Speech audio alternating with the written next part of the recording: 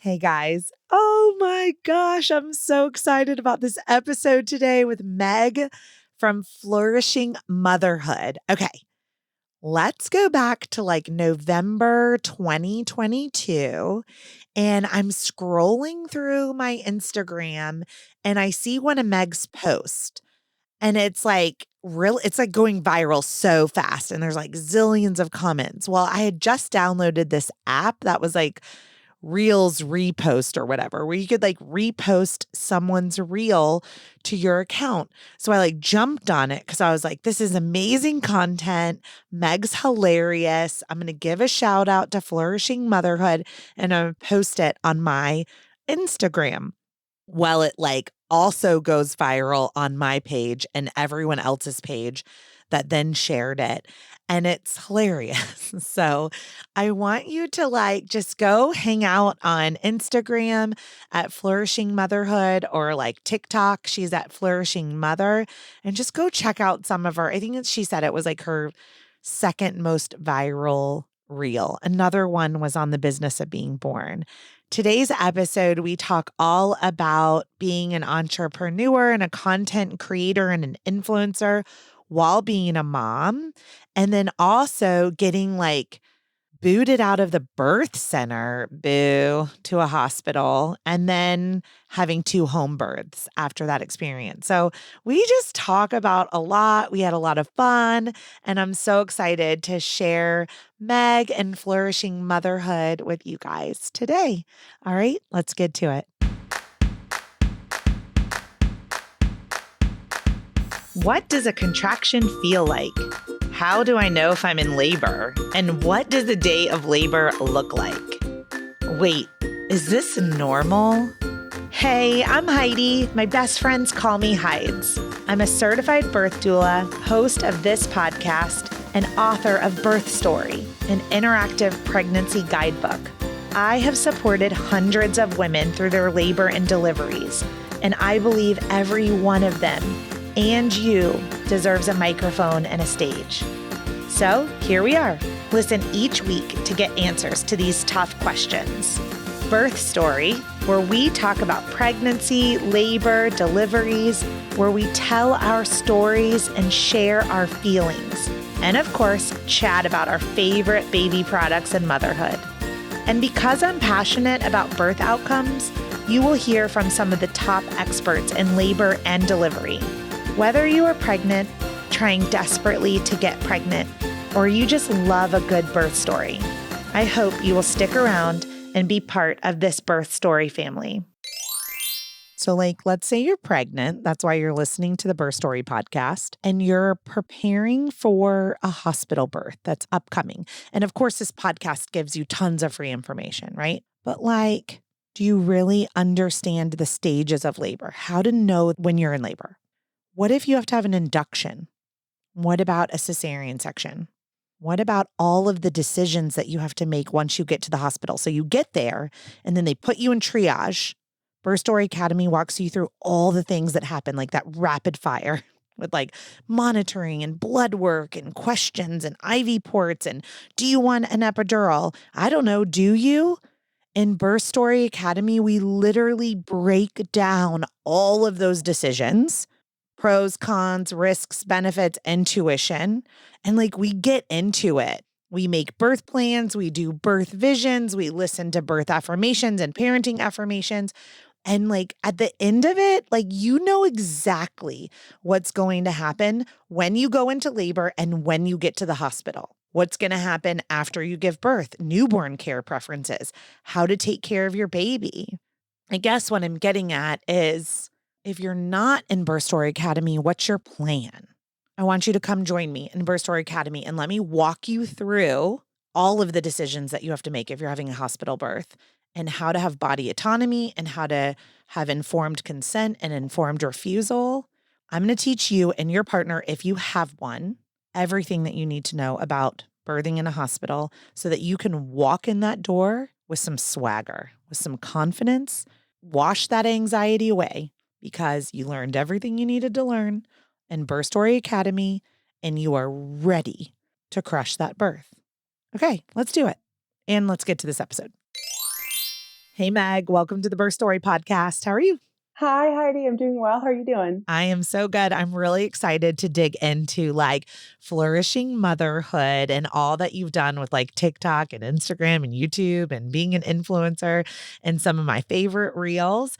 And we're going to talk about your 3 birth stories today and how different it is from like birth center and hmm hospital and then going home for your last 2 births. So thanks for being here. Oh my gosh, I'm so excited. It's so funny to hear you call me influencer because I still am not one in my brain, but my numbers are now getting up there. So I guess I am. Yeah, you're an influencer. And I was like, I influenced you to be here today, so I will take that title too. 100%. 100%. So, Meg, let's tell everybody like a little bit outside of influencer, who you are, like where you're at in the country, and kind of what you're doing with your day-to-day life. Yeah. So I live in coastal Virginia, so near Virginia Beach. I moved out here because my husband was in the Navy, just got out recently, but we are a Navy transplant family and we just love it here so much because a little bit about me and what I do is I consider myself an urban homesteader. So Okay. I have this awesome house that's zoned for chickens. It is urban, so I live in a neighborhood, but I've like used my land to like put like 8 garden beds in it and a ton of fruit trees and blueberry bushes. And so I have actually recently gotten a lot of traction just on social media for urban homesteading. But I also really love to make my own food from scratch. I do a lot with sourdough, and I homeschool 3 kids and create content. Awesome. Okay.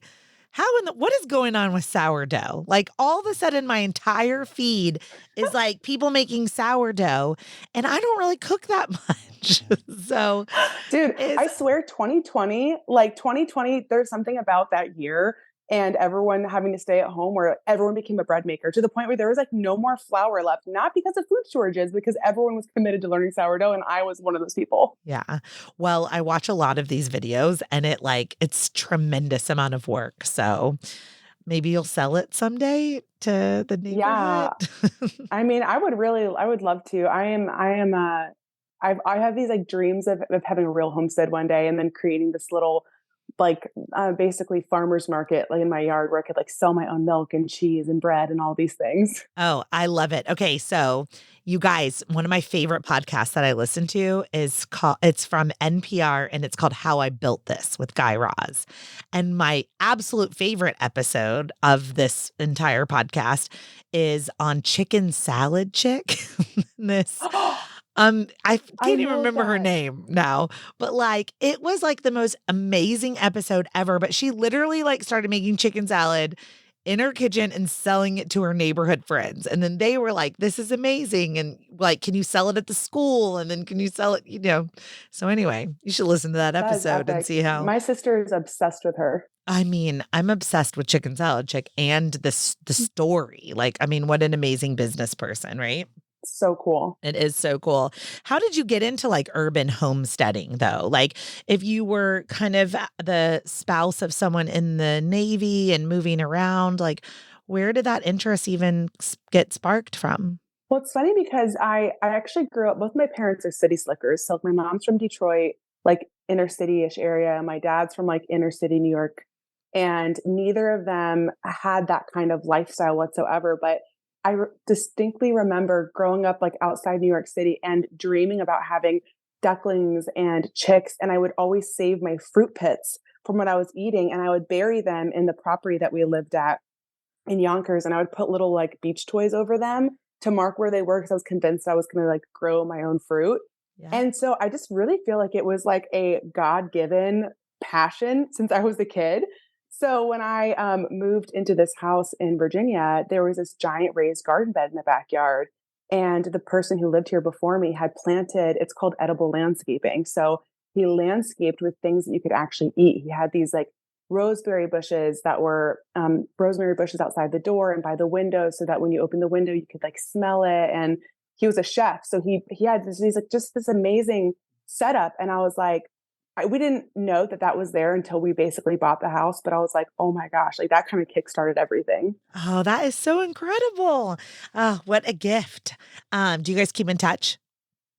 No, we don't keep in touch with the home. He would be probably horrified at how our yard looks now. But I've just added so many garden beds to it now. I'm like, this is my personality now. So I've like ruined your entire front lawn with garden beds. Yeah.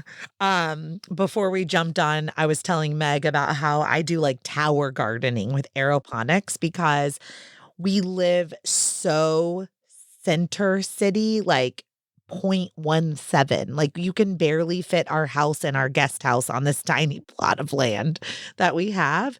And so everything is like plugged in on my deck, all these like tower gardens. So I grow the seedlings and then I grow everything in a tower. Dude, That's that is actually like an epic. I like love helping equip people who have really small spaces. I don't know a ton about tower gardening, but I love that you have the option to be able to do that because people often think I can only have a garden if I have land. And that's why you're an urban gardener. Like Mhm.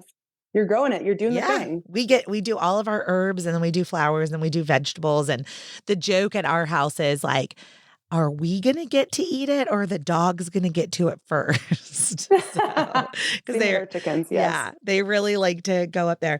Well, let's start with Flora's birth. Okay. So you're first.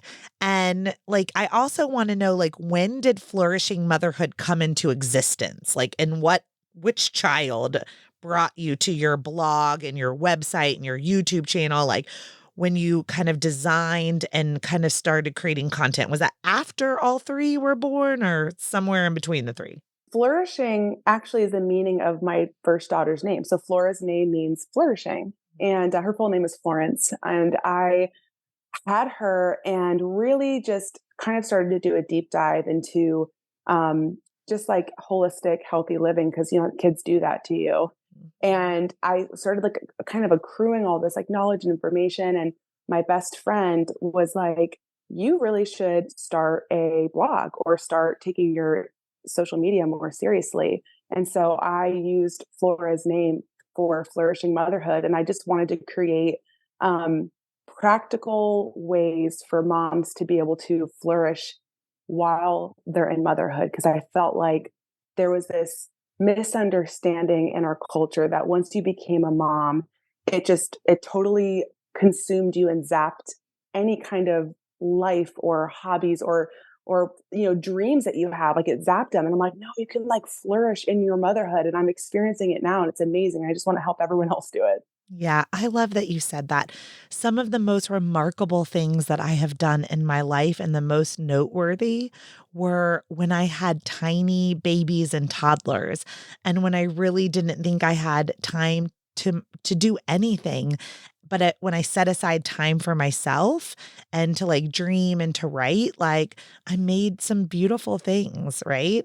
And I really think it's important that as parents, that we really share that. Like it is possible. It's going to be really hard, but it is possible to still dream and to still create and to still do and to flourish, as mothers. I think it is so important. So, 100%. your IG, I know, is Flourishing Motherhood. And so is your YouTube channel, right? And your website, flourishingmotherhood.com. The only Mhm. place where we take a diversion is on TikTok, y'all. So it's Flourishing Mother, right? Yes, flourishing mother because there wasn't enough characters. I know. Dang TikTok. So you can find Meg at Flourishing Motherhood everywhere. And if you are a TikTok gal, then just go straight over to Flourishing Mother and just stop writing from there. This birth story of yours, you wrote in about it a little bit, and it's wild to me. And so you got pregnant and were planning to birth at a birth center. So talk to me about that, like versus like a naval hospital, let's say, or a regular hospital or a home birth. What brought you to a birth center? So my husband and I weren't really expecting to have kids, and it was a huge shock to find out we were pregnant. So we had to kind of do a deep dive into what kind. We had never talked birth before, so we had to do a deep dive into what kind of birth we wanted. And I know that we were not leaning towards the hospital because when I was in college, I watched this documentary about the business of being born. And I saw just how this cascade of interventions happens when a lot of times when women walk into the hospital, they kind of lose their autonomy a little bit. And unless you're super duper prepared, and I wasn't, I was just felt like I was being thrown into, an ocean and not knowing how to swim. So I found a birth center nearby and I just figured that would be the best middle ground to have, any kind of help if I needed interventions, but still be able to have a lot of autonomy over my body. I love the business of being born. This is my 19th year of being a doula. And when I was like a young baby doula and people would hire me, the first thing I would do is I would ship them a DVD. This is like back in the day, but I Wow. would like ship them a DVD and I would say, like, this is how we're going to start before we do your prenatal visits. Like, I want you to have this data and this education because everything wasn't readily available like on blogs or social media or Instagrams yet. So this was, Ricky Lake kind of Changed kicked she everything. changed everything, right? With this documentary. And so you guys, if you haven't seen it, I mean, now I'm sure you can just watch it on Netflix or something. I don't know, but Business of Being Born. How in the Yes, it's on world, YouTube. yeah, how did you find it? It's so crazy. I was a college student. I think I was 19 and I was on YouTube with my best friend. We were in a dorm and I remember watching it on my laptop in my dorm. And it lit something in me because I was kind of studying to be pre-med. I have my background is a health science. That's the degree I was getting. And that was kind of the first time I realized how insurance companies work with our health and wellness and how things aren't always how they seem. It is insane to me. I encapsulate my clients' placentas that want them to have be encapsulated. And even if they don't, I'm like, well, just let me bring it home and you can like plant it in your garden with a tree or, some sort of like fruiting something. And they're like, "Okay, well, why wouldn't we just throw it away?" And I'm like, "Because they're gonna charge you $900 to dispose of your placenta, and then, like, Insane. another $600 to send it to pathology." So if you really break down your insurance company's bill, like, just when it comes to your placenta, like, if you don't do anything with it, it's gonna cost you a lot of money, and then you're paying probably 10 or 20% or part of your deductible towards that, and so I'm like, just let me encapsulate your placenta. It's like 300 bucks, 100%. Oh, yeah. Or let me bring it home and just bury it, right? If you're hopefully your dogs won't dig it up. But um so you found your way to YouTube and you found your way to this documentary and then eventually to this birth center. And you said it was an unexpected pregnancy. So how did your pregnancy go? Like were you relatively healthy? No, no, it was, prior to my pregnancy, I actually just had major surgery. So I had something called a laparotomy where they cut me from my belly button down to my pubic bone because I had a massive tumor growing on my right ovary. So I went from almost having a partial hysterectomy to getting pregnant 4 months later, which was just insane to everyone. Then after I got pregnant, had hyperemesis, so I had HG, and I was just blindsided. Like I think I started throwing up when I was 5 weeks pregnant, and I stopped throwing up when I was 35 weeks. So for 30 straight weeks, I was just insanely sick, and I took all the meds for being like a crunchy mom who is kind of tries to do things her own way. I was like, give me the Zofran, give me the Diclegis, like anything that will help me survive this pregnancy. So the question I have for you is, did it help? It took the edge off of it. I remember being 30 weeks and I tried getting off of the meds because I just figured I think I'm far enough along now. And I remember throwing up the whole day. So I definitely think it took the edge off of being sick, but I 100% felt like I had the flu 24/7, regardless of if I was vomiting or not. I just felt awful. Yeah. Okay, now I know where this story ends. So this is where I'm like, I'm starting to get confused because how, I guess this is a great question. If you're so sick and you are vomiting every day, how are you getting proper nutrition in? Yeah, so that's something that, me and my midwives talked about a lot because I was gaining weight and they had me keep I was gaining weight pretty rapidly. They had me keep a food journal to like see the different kinds of things I was eating. But the only thing that really helped with my insane nausea was like snacking. I would just snack all the time. And even though I would lose it, I would end up losing it at one point in the day or at 3 points in the day, whenever it happened. The only things that I could really eat and keep down was like, crackers and fruit and like basically carbs. Like I tried to eat protein, but my body was like, "Arr." So I just, yeah, I ate a lot of carbs. And my midwife explained that your body actually absorbs a lot of food within the first 15 to 30 minutes of eating. Your body absorbs like a lot of the calories and a lot of the nutrients. But like the longer it sat in my stomach, the more I would get. So I would throw up the food, but I would still gain the weight. Wow. Okay. Was that surprising to you? It was surprising. It was disappointing because I guess I felt powerless because I didn't feel like I had control of what my body would let me eat. Mhm. And I felt like I couldn't control the weight gain that my midwives really wanted me to control because I was just like, I'm doing the best I can. You could read my food journals. Like, I'm trying to eat protein. It doesn't sit well with me.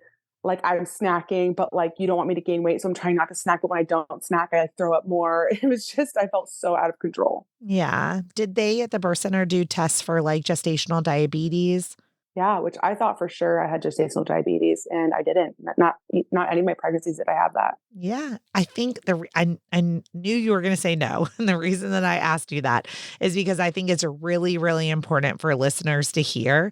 Like a lot of people will get gestational diabetes and then they'll like blame it on themselves, right? And I'm like, no, listen to Meg right here. She's throwing up. She's just eating carbs. No gestational diabetes, right? Yeah, Like this really, really, really has a lot to do with genetics. It has a lot to do with your placenta. It has to do with like risk factors later on in life. It has very little to do with, well, I'm just sitting around eating carbs in the middle of my pregnancy. So right. I think what we need to focus on more, and that's why I'd asked a question around nutrition, right? Like it's how do we get the proper nutrition in? And so even though you were throwing up, you were gaining weight, you were getting carbs in, do you think you were getting enough like fruits and vegetables in though? I was. I did a lot of. Really craved mangoes in particular. I ate probably a mango every single day, Mhm. and really crunchy salads. So I was eating those like bagged salads. I was working full time at when I was pregnant the first time, and I would get those like bagged salad mixes, and I would just make them at my desk and like devour the whole thing. Yeah. Oh, see, those are really good tips though. There is something about mangoes. I haven't researched it in a long time, but that is a very normal pregnancy craving. So Oh I'm wow. just not remembering what's in mangoes, but there's a lot of people that just like are like, I never really ate a lot of mangoes and then devoured mangoes and mango smoothies and mango juice like the whole time they're pregnant. So maybe by the time I publish your episode, Meg, I will have put it in the show notes. Who knows? um, so your midwives were on you about this weight gain. Was it possible for you to decline weight checks?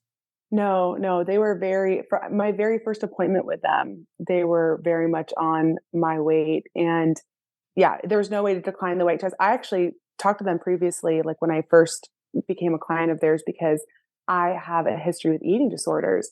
And so I told them, I was like, this is like it's really triggering that I'm vomiting all the time because it's just bringing back memories I don't love. Mhm. And B, like this whole like me gaining weight, I'm already so stressed about it. Like, is there any way that we can be kind of sensitive around this topic? But that to be really frank, they just didn't really care. They were like, no, like this is how we do it.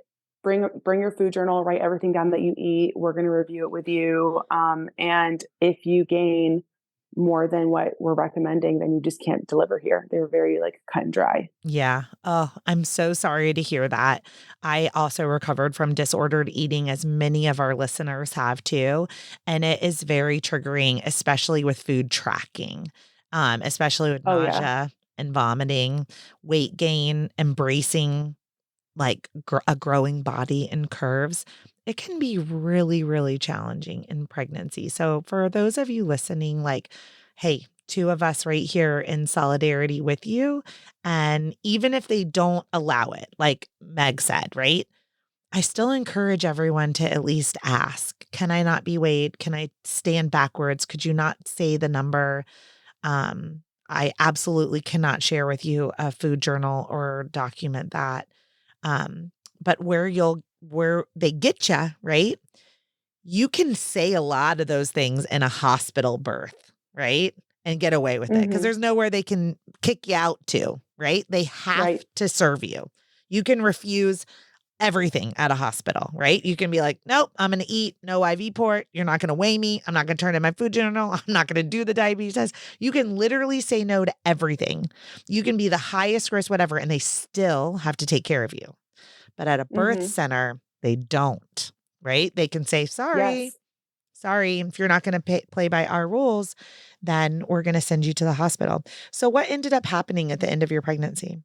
So I went in for my 40-week check, and I had gained 50. The rule was I could only gain 50 pounds based off my BMI.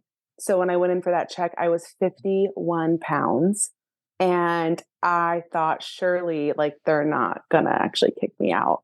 But my midwife, one of the midwives there, was like, thought about it for a second, and she said, "Listen, I'm gonna give you 2 days to lose this pound.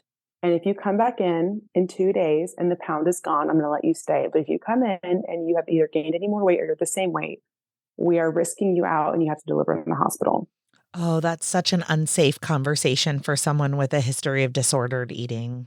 Right. So I literally like left there and I was like, I have to starve myself and take laxatives and cut my hair and wear a bikini into the office next time, even though it was February, because I am not willing to give up my plan. And I wanted to deliver here. You guys are my midwives. Like, I have everything. I've done all the classes. I just did everything I possibly could. I was like, I'm not giving this up.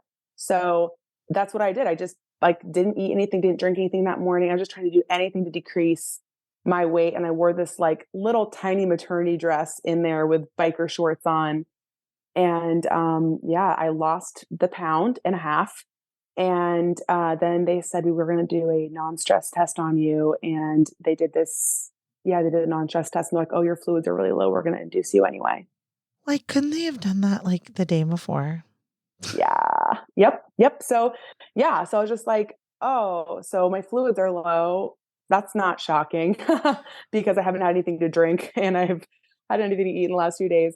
So it just kind of felt like, I don't know if this is true. This could just be my own insecurities, but it kind of felt like they were relieved to not have me there. And they're like, "Oh, well, now we have something we can risk you out of." Oh, that breaks my heart for you, Meg. It really does. But also a critical piece of your next stories, right? Oh, So, yeah, 100%. but I do want you to tell Flora's birth story though.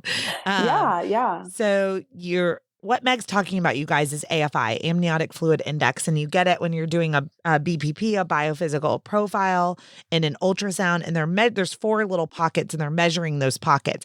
And based on what gestation you are, the amniotic fluid levels are somewhere between, like, let's say 12 and 26 centimeters. Okay. Well, as you go on in gestation, that goes down. So if you have 26 centimeters of fluid at 40 weeks, like, that means that you have excess fluid. If you have like only 6 or 8 centimeters of fluid, that would mean that you would have low amniotic fluid. And these terms are polyhydramniosis and oligodramniosis, all these fancy words. So what they were saying is like, Meg, you have low amniotic fluid. What gestation were you? I think I was 40 weeks and 3 days. Okay. Do you happen to remember what your AFI was? No No. clue. Okay. Well, I'm going to tell you it was like probably less than 6. Okay. But Okay. that makes I'll take it. sense. Like, I mean, that would be like probably 8 or 6 or below would be probably the number that they would risk you out of. And that is absolutely possible, you guys, because Meg was dehydrated. So the more hydrated you are, the more amniotic fluid you make, the more your baby pees and makes more amniotic fluid, you know? And so, one of the things is to make sure that when you go in for these ultrasounds that you are very well hydrated, which Meg wasn't able to do, right? They kind of backed So you up against your, dehydrated. I know they just backed you up against a wall. Like, So how do you lose weight, like, when you're that pregnant in 2 days? Like, I couldn't even now, if you told me I had to lose a pound by tomorrow, I'd be like, like, you know what I mean? right. Like you said, laxatives. Right, yeah. I was like, Right. I mean, I have really long hair. I almost cut all of my hair off. I was like, that at least has to be half a pound. So, it's so crazy. I'm sorry that that happened to you. So they just sent you over to the hospital then? Yeah, so they said, "Go home, have a really good meal," thank God, because I was starving, "and And pack drink up your some hospital water. bag." Yeah, I was just chugging water when I left there, and I got my hospital bag ready, and my husband and I had a really nice dinner, and then we checked into the hospital, and I just had to it was actually really sweet. I think I was disassociating in that moment because my disappointment and my shame was so high that I had just gotten risked out and I had failed the process, and I didn't wanna deal with it, and so I remember getting checked into my hospital room, and I was just staring at a wall, and I look over, and my husband is, like, wiping tears away from his own eyes, and I was like, "Oh my gosh, what happened?" And he just was like, I'm so sorry because I know that this is what you wanted and you did everything you could, and I just feel for you." It was like he just had, like, sheer empathy for me in that moment, Mhm. and it was so healing because I felt like my whole pregnancy, there was no empathy, there was just no empathy, and so to have someone, like, crying my tears for me, I feel like I was able to just grieve my birth in that moment and be like, "This isn't how it was supposed to be," but also, like, I just felt so grateful that I had the partner that I had, and I was like, "We can do this. We'll do it their way, but, you know, we can do this and we're gonna be okay." Yeah. I mean, you were seen and you were heard by at least one person, and that can make Right. all the difference in the world, whether that's your partner or an amazing labor and delivery nurse or a doula or a friend. Like, but really, you just need that one person to say, like, Meg, I see all the hard work. I see all the times you threw up. I see the sacrifices that you made to grow this baby. Like, you know? Oh, I Oh, think yeah. To have one person be empathetic, but, like, the most important person in my eyes, you know, is just it was what I needed to start the process because that process was, yeah, pretty intense. yeah, and at that point, you're being asked to drive yourself into your mammalian state for primal birthing. That's hard to do, and just, like, they are like, "Snap our fingers and get induced," and, like, and you're supposed to just switch your brain into, like, mammalian self, you know? And that's Right. hard to do. So, when we start an induction, they typically will do a vaginal exam and tell you if your cervix is very ripe or if you need cervical ripening. Did they start you with cervical ripening or did they go straight to Pitocin? Yeah, so the night before they checked me, I was, like, not dilated at all, I was not effaced at all, I just my body was not even close. So she offered to do a cervix swipe, so I got my cervix swiped, and then right after they inserted, a cervical balloon, which was, excruciating, and after she was done, I remember her looking at me and saying, "I don't think I'm ever gonna do a cervix swipe and a cervical balloon back to back. I think this was a bad idea," because I was, like, arching off the bed when they were putting that balloon in. Yep. And, the point is to leave the balloon in overnight and hopefully, like, help dilate me, which she's like, "It'll probably fall out overnight because 'cause you'll dilate," but I woke up the next morning with it still in because I think I had only dilated, like, 1 centimeter. Okay. It depends on how much they fill. The balloon, it's called a Cook catheter, and as a balloon on the top part of your cervix and then a balloon on the bottom part of your cervix, and it puts pressure both ways on your cervix to efface it, to thin it, and then to open. But it depending on how much fluid they put in there, it will typically fall out when you're 4 to 6 centimeters dilated. So, it Ah, can stretch you to 4 to 6, but if your body's not releasing a lot of prostaglandins, if your body's not ready, then your cervix is like, No. Also for you guys listening, if you've ever had a LEAP procedure or any cervical biopsies or a previous abortion, D&C, D&E, anything, a cerclage where we've gone near the cervix, it is possible to have scar tissue on the cervix because the cervix does not regenerate. And so if you have scar tissue on the cervix, sometimes it takes, like, the balloon doesn't want to break up that scar tissue. And so that can happen too. So you wake up in the morning and you're like, shit, hey, balloon, still Yep. here. So, Oh, yeah. and they don't want to keep it in more than 12 hours typically because of it could lots of different risks, right? Irritating the cervix, swelling the cervix, breaking the water, infection, just all different things. So did they go ahead and drain it and take it out? They drained it, they took it out, and then they started a Pitocin drip. Okay. Oh, surprising. But this was also 8 years ago, right? Medicine Yes, this changes was quickly. this is 7 years ago. 7 years ago. I was like, listen, medicine changes very quickly. At what I would say a failed Cook catheter, if any of you guys want to speak up and advocate for yourself, you could ask for Cervidil or Cytotec, which are prostaglandins that are additional cervical ripening agents, and then do one of those things with like maybe some breast pumping and see if that happens. But honestly, the most effective way to induce someone of the tools that we have is typically Pitocin. So they just started it.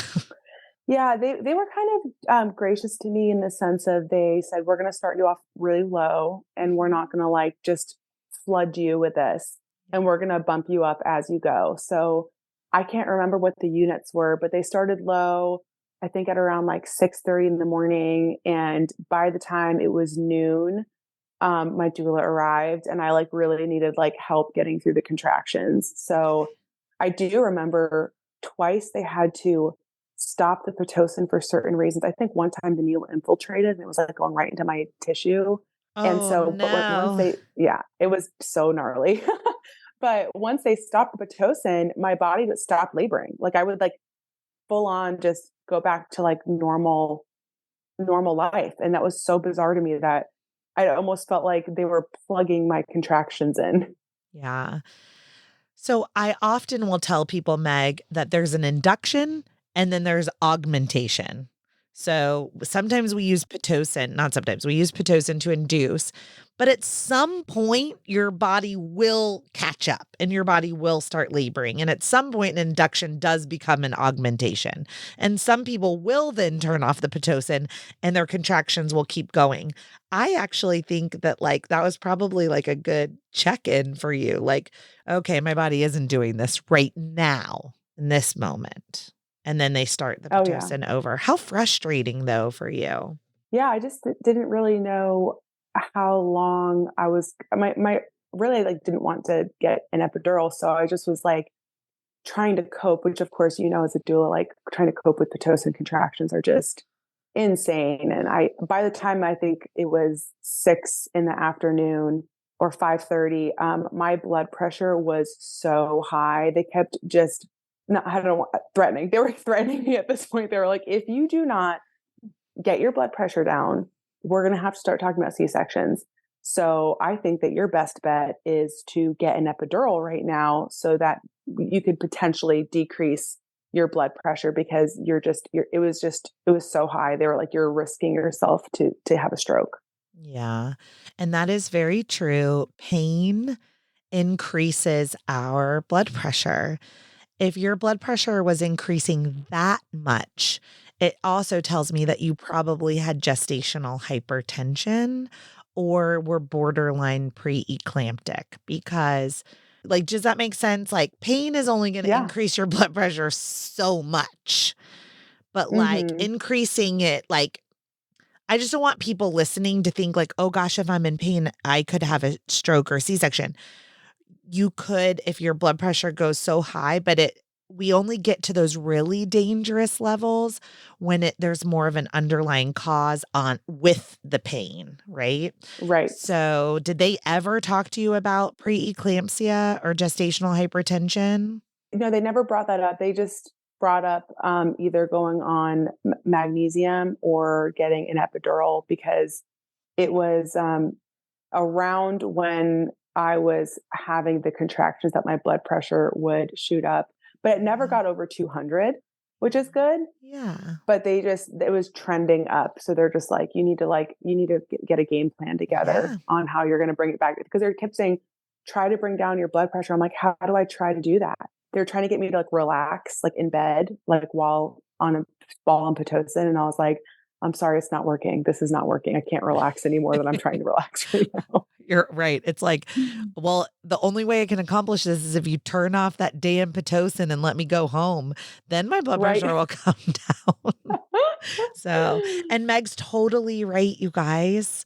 An epidural does drop your blood pressure and it does take away the sharp pains so that you can more easily relax, right? As Meg learned in the business of being born, though, it often can lead to these cascade of interventions. One intervention can lead to another intervention. But sometimes it's just one. But right now, Meg, here we are. One intervention to the induction, to the Cook catheter, to the Pitocin, to the, and now the blood pressure. So you're already starting to see in real life, in your own experience, what the reality of what was happening too. So what did you Oh choose to yeah. do? So I asked them when they started saying like, all right, like, I remember that I had one contraction or one blood pressure reading where I was getting close to 200, and they could just tell. They were like, yo, like you got to figure something out. So I was like, all right, well, check my cervix. Like, let's see how far I'm dilated. And I'll never forget that poor nurse. I can't remember who checked me, but I remember her being like, you're almost a 5. And I was just like gutted. I was like, forget it. I was like, and I remember walking, I walked from there into the bathroom. I had one more contraction in the bathroom. And then I walked out and I was like, listen, don't try to talk me out of this. Don't say a single, I was talking to my husband, don't say a single word to me, but yes, I'm getting an epidural. I know I've told you to try to talk me out of it, but don't say another word besides getting that anesthesiologist and giving me an epidural right now because this is not worth it. Yes. Oh, and it's really true. Like sometimes people will have a code word or something, but like your partner knows when you like, I'll often defer to the partners. I'll say like, is she serious? And they're like, oh yeah, she's serious, you know? Um, so what'd you think about the epidural? Yeah, the epidural, I mean, my anesthesiologist had a hard time getting it in. That kind of actually surprised me because my husband was like, that was the worst part of your whole birth was watching you get an epidural because he kept, he's like, let me know, what side, let me know if you feel anything in each side. I'm like, my left side, my right side. Like he kept, and then he got like blood in the catheter and he had to pull it out and like do it all over again. So the process of getting an epidural wasn't smooth sailing. But once it actually got into my system, oh my gosh, instantly was not in pain anymore. I was like just returned to my normal self, talking to my best friend, talking to my doula, my husband, took a nap, woke up from my nap, and yeah, I had like basically dilated the rest of the way within just like a few hours. And that's the beauty sometimes of the epidural right there. When it works so well, right? But Oh my gosh. it does remove you from some of the experience. But the fact that you were able to take a nap and rest your pelvic floor, and I'm assuming your blood pressure came way down when the pain went away and the epidural naturally just drops your blood pressure. Okay, so they are like, did you feel pressure? Did they just check you and tell you it's time to push? Like, how did that happen? Yeah, so you're right, my blood pressure went way down. And I woke up from a nap. This was probably around like 9:30 or 10. Woke up from my nap and I kind of had like the shakes and I kind of felt like a little bit nauseous. And I was like, ooh, I think this is like signs of transition. I think I might be transitioning right now.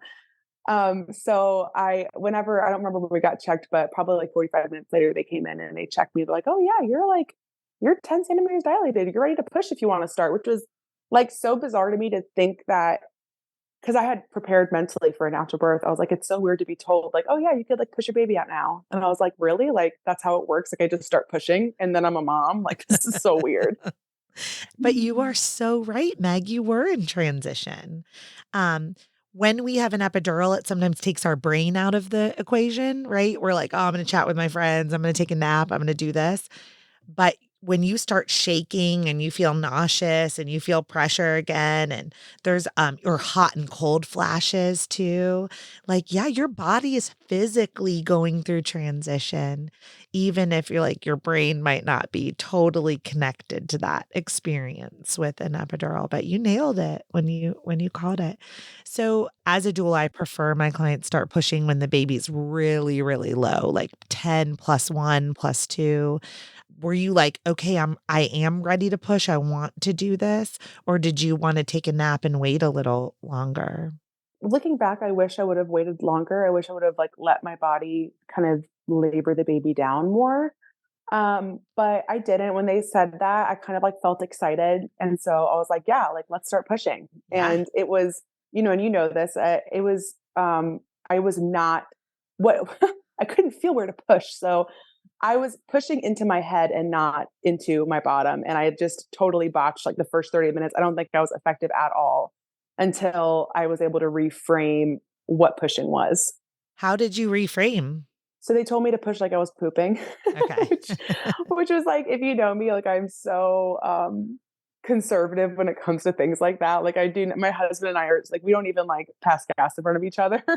And so the nurse was like, push like you're pooping. And my husband, like just everything that he was doing was repeating whatever the nurses and the doula were saying. So he's like, push like you're pooping. And then I just remember looking at him and we both like kind of giggled. And then I was like, okay, I think I can do that. I think I know, because you're numbed, right? So I had the little presser thing to kind of ease off the epidural if I wanted to, and so I was starting to get a little bit of feeling back, and so yeah, I started pushing into my bottom, and then I could hear the room, like the energy change. We're like good, and they were like saying good instead of all right, and that made me feel really good to finally be like, oh, am I pushing the right?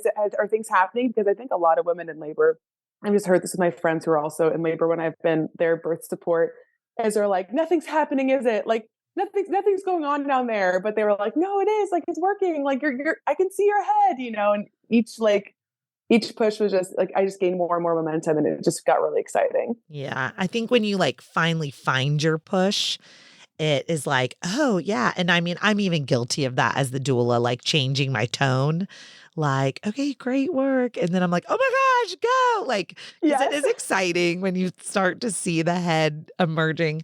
Meg, I was totally like you with my first. I had an epidural with my first and unmedicated with my second. And on my first, I remember they were like, okay, well, you're 10, you can push or you can like take a nap. And I was like, wait, you just told me I can push my baby out. Like, taking a nap is like not an option. And I probably pushed for like 4.5 hours or something ridiculous because I was so excited. I was like, well, I'd rather just like be doing something to like meet my baby than just like taking a nap. Once they told me it was go time, I was like, no way, let's just do this.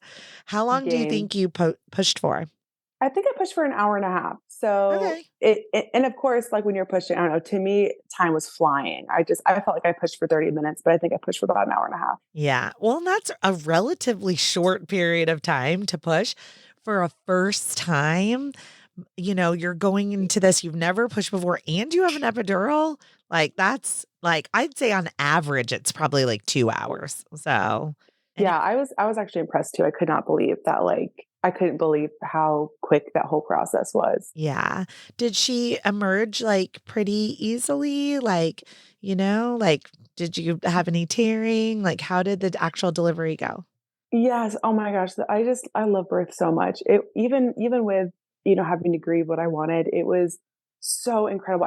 I remember like it was yesterday, her head coming out and like feeling her slide out of me. I did tear. I think I had like almost a second-degree tear. So I needed quite a bit of stitches, but she delivered so well. And I just like will never forget that feeling of when they put her on my chest and like touching her for the first time, Mhm. like cupping her little slimy butt, which she meconium pooped in like seconds later. But yeah, she was perfect. I mean, she came out just perfect. And they had to do a little bit of stitching on me, which ended up being, I think, more the tearing wasn't that painful. The recovery was more painful for the stitches. But yeah, she came out just great. I like echo what you just said about that moment, right? Like, I don't think there's like a drug or a drink or an experience. Like, I don't think there's anything in this world that can match the euphoria of holding your baby on your chest, like after all that hard work, too, you know? Oh my And gosh. I mean hard work, like, even if you had a C-section, like, hard work of pregnancy, of, like, growing a human, and then they just put them on you for the first time. It's like, you Oh my just can't gosh. describe it. I know. I'm just like covered in goosebumps right now. There's just nothing like it. And like, there's just nothing like meeting such like an influential person for the first time. You like your babies influence you, I feel like more than anyone else in the entire planet. And to like meet your baby for the first time, each one, I just so distinctly remember being like telling them out loud, like, I'm your mom. Like, I'm your mom. Like, I get to meet you. It was so surreal. Yeah. Mine's on video, and I think I say hi like 1,000 times. I'm like, Yes, same, "Hi, same. hi. Oh my god, hey, buddy." It's like, Yes. I Oh, it's the mean, sweetest. I just like they say the best first date ever, you know? So, Yes. did you encapsulate your placenta, ingest it, plant it? Did you do anything with it? I did with my last birth, but no, with Flora, I didn't. I didn't do anything with hers. We were so budget conscious Yeah. then that I just couldn't like bring that into our budget. But I wish I would have. Yeah. Well, you're a homesteader now. So in like a quick 15-minute phone call, I could teach you how to do it for people in your Oh area. yes. I was like, I do them in my kitchen with my mom, and it's so fun and it's pretty easy once you get the hang of it too. So we can always have that conversation if you would like Yeah. I'm to getting a talk freeze about it. dryer soon, so I could freeze dry Oh my own placenta next time. yeah. You know what? Like there's a whole movement on freeze-dried milk. Breast milk. Have you seen this? I have, and I am like so excited. My best friend's about to have her baby in a few weeks, and I'm going to be freeze drying so much breast milk. Yeah. I'm like, "Oh my gosh, I'm going down these like Instagram reels of freeze-dried breast milk right now, you guys. Just look up the hashtag. So, you have this beautiful birth, even though it's completely opposite of what you envisioned and what you dreamed and all of that kind of stuff. And then you get pregnant again. Oh yeah. So, how did things change for you for your second pregnancy? Getting pregnant again, amazing. I'm just so blessed that that just has never been a struggle for us. And I had HG again, but this time around, I felt like I was more prepared than the last. So um, the vomiting only lasted until about 25 weeks, which was just a huge, or 26 probably, but it was just much better than the last time because it was only half my pregnancy that I was that miserable. But I knew from the get go, I was like, I'm not going to be doing that birth center again. No way. I would actually rather do a hospital birth than go back to that birth center. But I found a midwife. There was a brand new certified nurse midwife that my insurance company, TRICARE, because I was under, military insurance, they covered it or they reimbursed most of it. And so then I was like, all right, like if my insurance can cover most of this and I vibe with her, I just want to check her out and see what's going on and see if I can be eligible for a home birth. And she feels like a family member at this point. She was amazing. And I remember on our very first appointment, just feeling so confident in the ability to birth at home. My husband was very on board. Every single question we asked her, she was so prepared for. And we had an amazing experience with her. She delivered my first and my second, and she was just incredible. Were you in this house that you live in now? Yes, right in front of me, Oh, right in front of where I'm sitting is where we I had both of my other two babies. Oh, I love it. You guys, I know those of you listening aren't looking at Meg right now, but I just love when I'm interviewing someone and I'm like, right there in this space, that's where like the magic happened. Were your midwifery appointments done in your home? Some of them, the later ones, when I was I think 34 weeks and beyond, were done in my home. But I drove out to her. She had a little office that I would drive out to, for my appointments. And she had like a little kiddie area where like my firstborn could play. And it was just really sweet, sweet times. Yeah. Okay. So talk to me about the weight gain. Did she make you weigh or did she say, no, I don't care about that? She did make me weigh, but she would let me weigh myself and just report back with a number. And I warned her about my birth with my first baby and how I gained a lot of weight even when I was really sick. And she said, she just was like, I'm not going to risk you out unless I think that you are better off delivering in a hospital than here. So your weight is not going to be as much of a factor as it was at the birth center. She's like, unless I feel like you really like need to be at the hospital, I'm not going to risk you out. So she gave me just a lot of peace of mind because, naturally I went in very skeptical, being like, listen, how permanent are you going to be in my birth? Right. If I'm, And I did gain over. I gained probably 55 pounds when I delivered Clementine, and she was fine. She's like, I can tell that you're healthy and that you're safe, and it's not gonna be an issue. my sister and I have a joke that it's called our delivery weight, right? So like for both of hers, she weighed the exact same amount that I weighed and also like basically all four of our babies. We weighed the exact same amount on the day we went into delivery. It was like crazy. And I joke whenever anybody tells me they gained 50 pounds, I gained 72 pounds. And Yeah, honestly, I probably gained more like that with my first, but I was just so dehydrated that didn't register. so I probably started out my pregnancies, like for me, maybe a little underweight. And then I like just really took off. I really enjoyed eating in both of my pregnancies. Same. Lots of Dairy Queen. I mean, oh, it was for me after a history of disordered eating, I really enjoyed letting go and actually like I enjoyed gaining weight and like being like having a reason and excuse to be like, Yes, look feeling at like you're these. allowed to. Yeah, I was like, look at these boobs like I'd never had before. Like this is great. So in my opinion, as a doula who's seen 1,500 deliveries in 20 years, I believe 55 pounds is a very healthy amount of weight to gain. As long as the focus is on, like we talked about nutrition, right? Are you getting in those mangoes? Are you getting in spinach? Are you getting in the proper nutrition? And if you are, then you guys, I really just don't want you to get hung up on the weight number, you know? And Oh yeah. this birth story is just a testament to that, right? Your midwife saying to you, Meg, you're healthy. I'm not worried about it. Um, did she have an assistant or did you have your doula again? Like, how did that work? Yeah, she had a birth assistant. Her name's Deborah, and she was amazing.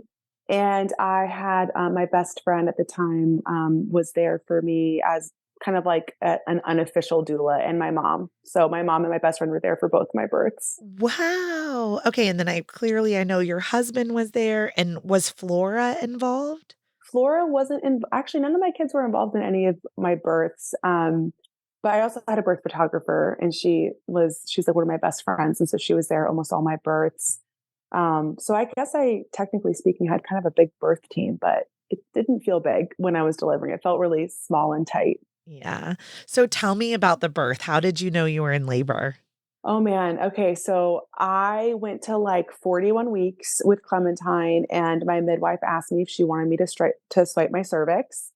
And I said yes. And she swiped my cervix. And the next day I kind of was like cramping all night. But I didn't know what natural labor felt like. I didn't know what going to the labor felt like. So I was definitely like in denial. And I had actually a big Bible study over that night. And I'm on my birthing ball and I'm like, doing the Bible study. And um they started like looking at me funny. And I realized that like I kind of was like, I guess, taking pauses or breaths or making funny faces.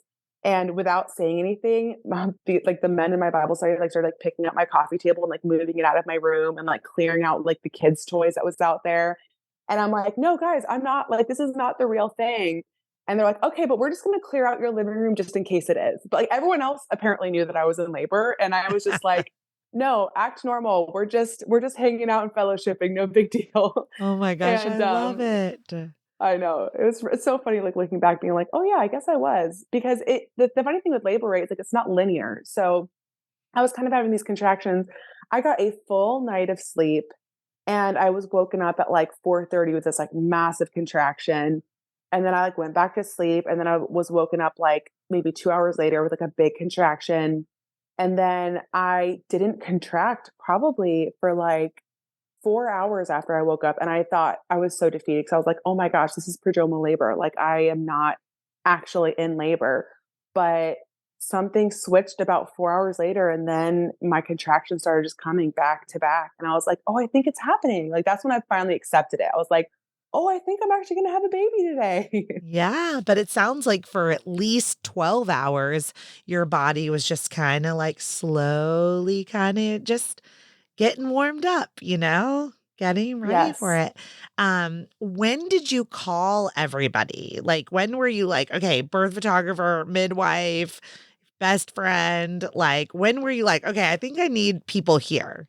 Yes. So I think, let's see, I think it was around noon that I realized like, oh, I'm actually like in labor right now.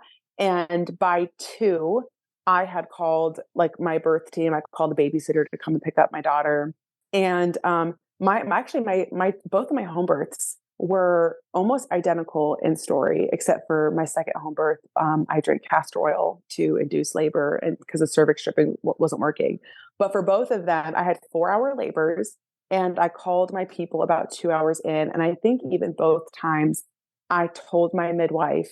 My birth photographer came over because she's one of my best friends, and, like, my other best friend was there, my mom was already there, but I told my midwife, like, "Don't come yet," because I just assumed it's gonna be a lot longer, and both times my midwife said, "Okay," and then left and came over anyway.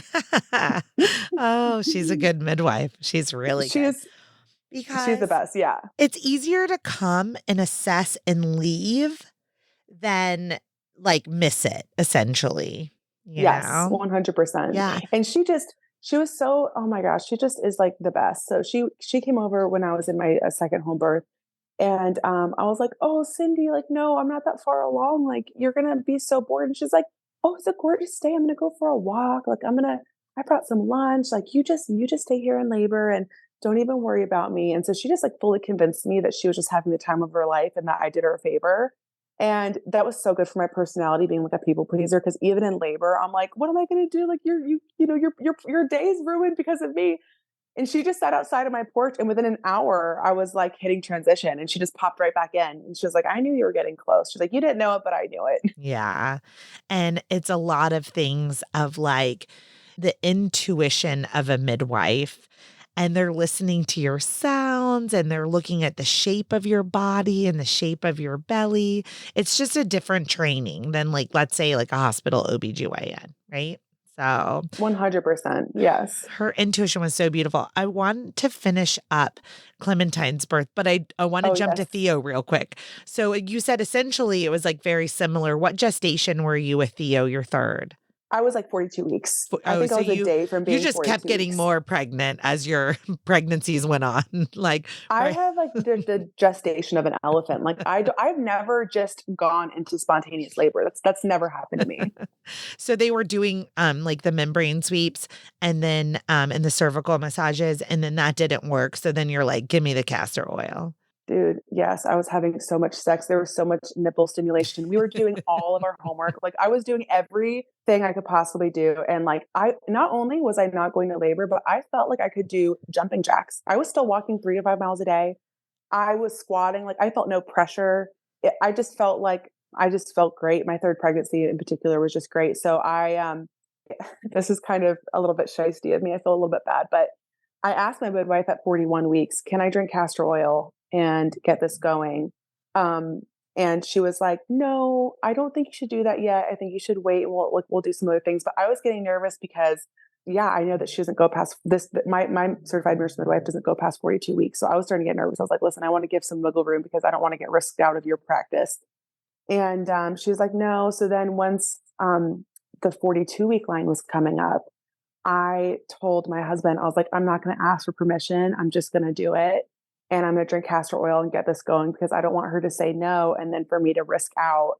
And when everything was said and done, she was like, "You should have told me. I would have said yes. Like you didn't have to like do it behind my," because I like admitted to her like moments after giving birth. I'm like, "I'm sorry, Sydney, but I took castor oil. I didn't tell you." Oh my God, I love you. Did you just Google it? How did you know how much to take? I followed a lot of Mama Natural Genevieve. Yeah.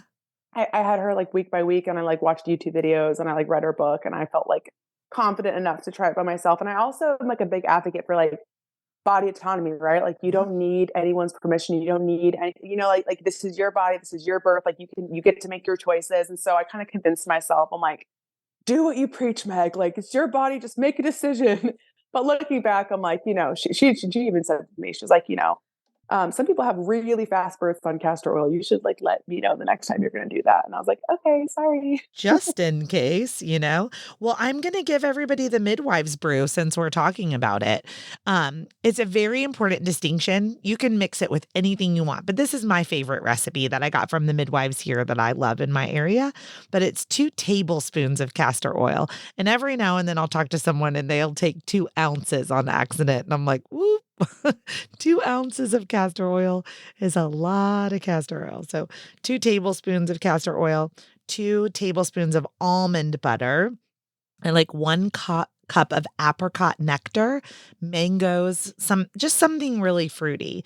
And then if you're sober, you don't drink, don't add champagne, but something sparkly like a champagne, a bubbly, like something like that. It can just kind of help you throw it back a little bit. So that's my midwives brew.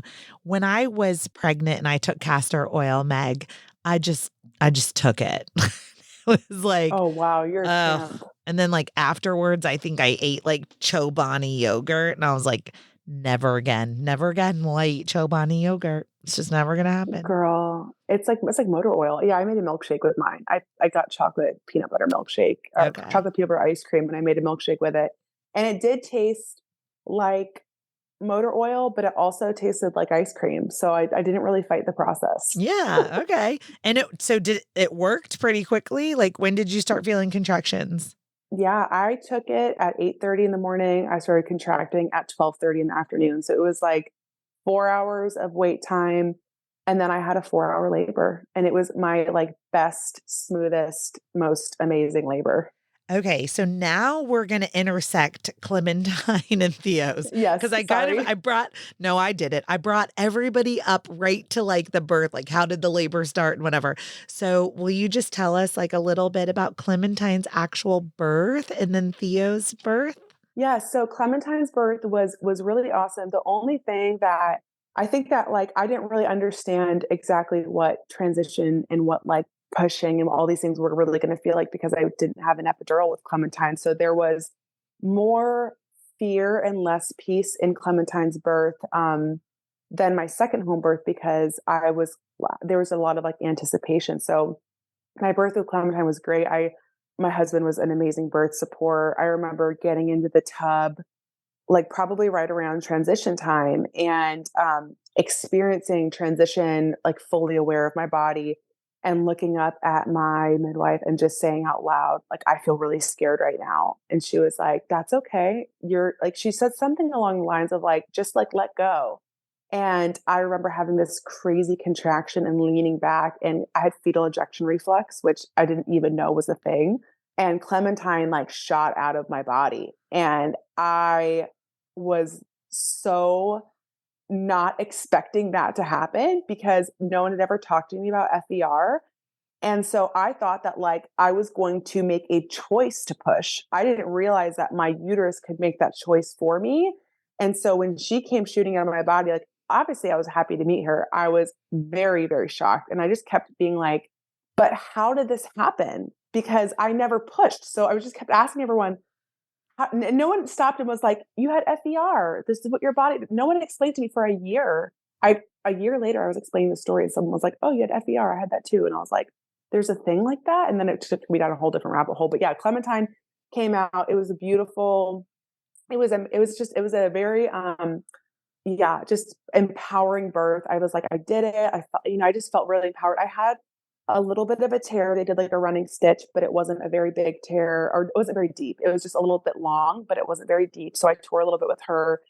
And she, man, she was my peace baby. She just latched and nursed and gained weight and was just was an amazing postpartum recovery with Clementine. Oh, and she was she was born in the water. Yes. Yep. She was born in the tub. Okay. So when you say tub, do you mean like a birthing tub, like that your midwife set up in Yes. the middle of your living room? Okay. Because some people like mean a bathtub at their house, but like one of those beautiful circular birth tubs that like you and your husband could both fit in, and plenty of room. Oh, I love it. Did you do the delay, like where you bring her to the surface delayed, or were you like, I'm ready to meet you right now? Yeah. My husband was one who caught her. So he caught her and brought her up to my Oh. chest. And it was just surreal. It was, yeah. She just came right up there and was just like Flora, like crying and just ready to go. Just instant. It was just sheer joy. Yeah. Now you had said you didn't encapsulate with your first and second, right?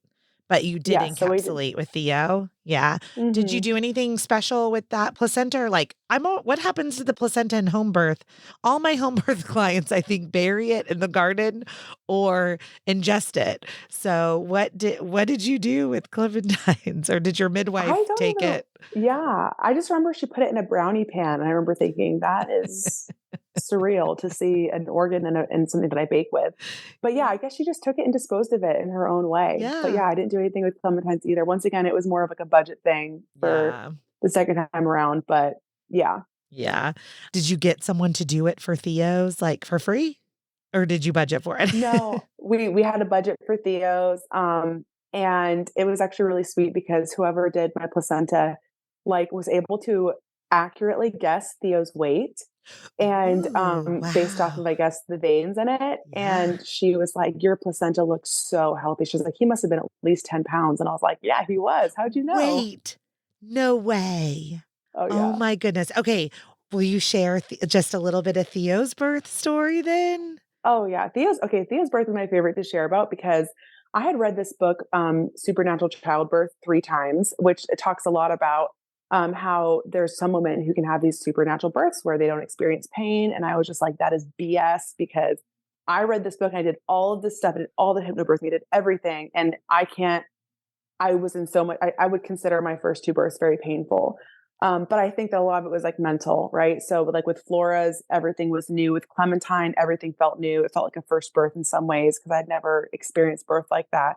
So with Theo, I just felt so prepared and so empowered, that I felt like I was able to just relax and, train my mind to just really embrace the contractions and to not tense up. And I felt like I wouldn't say it was completely pain free, but it was very close. Like I would say that not until I hit transition did I really feel super uncomfortable. And that was amazing. So I remember getting no one thought that I was hitting transition and they were trying to delay me getting into the tub. But like I knew when I was hitting transition with Theo, like I just think that no one else really knew because I wasn't probably showing signs. And, I got into the tub, with Theo when I hit transition, and I had probably 4 really powerful contractions. And, I love looking at these birth pictures too, like between my first and my second home birth, because with Clementine, you could see it on my face. I was like, my eyebrows were intense, like my jaw was tight, everything was just like, I just, was holding on. But with Theo, I looked like I was sleeping in all my pictures. Like my eyes were closed and my face was relaxed. And even one when he was crowning, I there's a picture of me like this. And like I was like huge smile on my face. And I'm like, oh my gosh, because I just knew it was happening. I was like, oh, I felt this huge surge and I felt this kind of fear set in. And I was like, oh my gosh, I'm gonna have him soon. This is what happened with Clementine. And same thing, I felt this huge like contraction and I leaned back and his head was out. Like my body just like pushed his head out. And Mhm. I was like, okay, it's happening again. This is the FER thing I heard about. Like this is like my body's gonna do it. So his head's out and I look at my midwife and she looks at me and I was like, do you want me to try to push? Because at this point, like I said, like I never really had to. And she's like, well, why don't you just like wait for the next contraction and see what happens? And so the next contraction I did push a little bit, but like, not a lot. My body kind of did it for me. And yeah, the shoulders came out and he came out and like he was so chunky. Like okay, technically he was only 9 pounds and 12 ounces. But that's because she didn't weigh him for like a solid hour and a half after he was born. And he had like peed and pooped and everything by that point. So I like to say he was my 10-pound baby, but he wasn't technically a 10-pound baby. Oh, he's a 10-pound baby. All right. So welcome to the 10-pound club. And, often at 42 weeks, they're going to be 9 and 10 pounds, because they just Yes. had that opportunity to chunk up. So, I have really loved hearing all of your stories, Meg. This has been really fun. Thank Like, you. I learned a lot too. I love home birth. I love learning about it. I love like why people find their way to home birth, and the fetal ejection reflex is so cool. And I wanted to tell the audience before we jump off, I actually have only had 2 clients in my whole career have the fetal ejection reflex with an epidural. And one of them, like, she just was with an epidural and she was sleeping and she just, I went to roll her over. Like, I essentially just like opened her legs to kind of like just change her position. And the baby just shot out. And I was like, oh shit, I'll guess here you go, That is And so amazing. Like dream come true, right? yeah, I mean, she was really kind of freaked out because it Oh, scared her because she was like basically sleeping and then was holding a baby in her arms and was like, wait, I didn't even push. And I'm like, I know it's called a fetal ejection reflex. And then I had one other client that experienced it with an epidural, but many clients that experience it when they're unmedicated. It's possible if you have a light epidural, I will say that you may have the fetal reflex. And yesterday, even I had a client who had, she was like 9.75 centimeters, meaning there's like an anterior lip on the front part of her cervix. And I told her, like, I'm trained in spinning babies. We can do all these things. You're comfortable with an epidural. But if we do nothing, your body will resolve the cervix all on its own.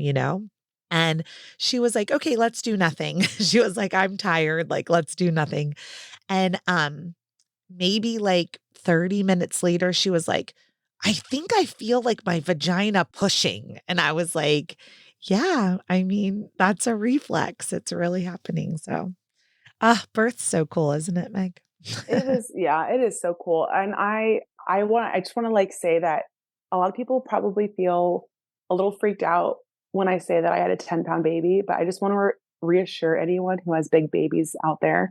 Like that was my easiest, least painful, least tearing birth. It was my third.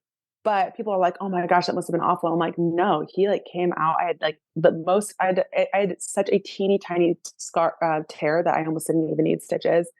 And yeah, he was like my easiest. So I'm always Oh, telling people that I'm like, don't be freaked out if you're measuring big. Like it does not mean that you're just going to have a harder labor and a harder delivery just because your baby is big. yeah. And I absolutely believe like God, the God of my understanding, creates a baby and grows that baby to be the perfect size for the person carrying that baby. I also had a 10.5 pound baby and easily birthed him. Well, easily, air quote, I 4.5 hours of pushing, but like, Yeah. I mean, easily birthed him, right? Like, yeah, let's not be intimidated by these big, amazing, chunky babies. They'll slide right out if Yep. you're in a relaxed state and you relax your pelvic floor and you're not Mhm. afraid. It's so important.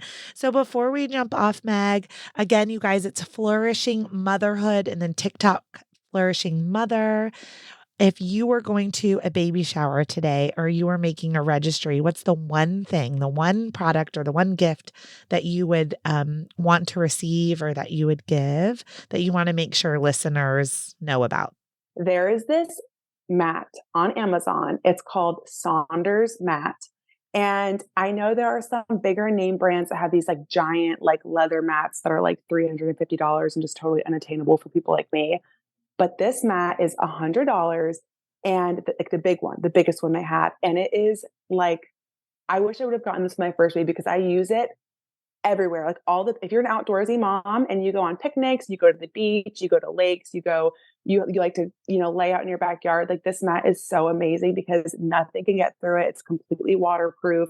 It's really cute looking. It's $100. And I I got mine 3 years ago and I pretty much use it on a weekly basis. And I wish that I would have had it with my first baby because it makes going out and doing things with a crawler or with a newborn like so easy.